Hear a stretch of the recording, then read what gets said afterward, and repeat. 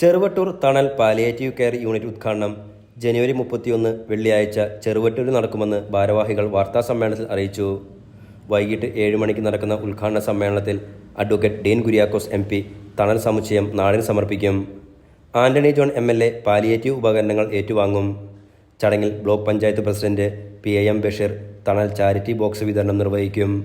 നെല്ലിക്കുഴി ഗ്രാമപഞ്ചായത്ത് president PM Majeed വളണ്ടിയർമാർക്ക് badge വിതരണം ചെയ്യും. തണൽ പാലിയേറ്റീവ് കെയർ സൊസൈറ്റി ജില്ലാ രക്ഷാധികാരി ജമാൽ പാനായിക്കുളം മുഖ്യപ്രഭാഷണം നടത്തും. ഈരാറ്റുപേട്ട പുത്തൻപള്ളി ജമാഅത്ത് ചീഫ് ഇമാം BH അലി ഭാഖവി ആശംസകൾ അർപ്പിച്ച് സംസാരിക്കും. Trust chairman EM Hasainar master അധ്യക്ഷത വഹിക്കും.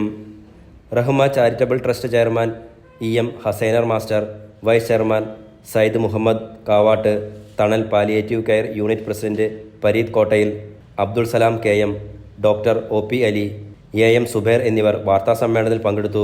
സാന്ത്വന പരിചരണ ചികിത്സാ രംഗത്ത് ഒരു പതിറ്റാണ്ടിലേറെയായി ശ്രദ്ധേയമായ പ്രവർത്തനങ്ങളും ഇടപെടലുകളും നടത്തിവരുന്ന കേരളത്തിലെ ഏറ്റവും വലിയ സാന്ത്വന പരിചരണ സന്നദ്ധ കൂട്ടായ്മയായ തണൽ palliative care and paraplegic care സൊസൈറ്റിയുടെ എറണാകുളം ജില്ലയിലെ 31ാമത്തെ ബ്രാഞ്ച് അഥവാ യൂണിറ്റാണ് ചെറുവട്ടൂർ കവലയിൽ ജനുവരി 31 വൈകിട്ട് 7 മണിക്ക് ഉദ്ഘാടനം ചെയ്യപ്പെടുന്നത്.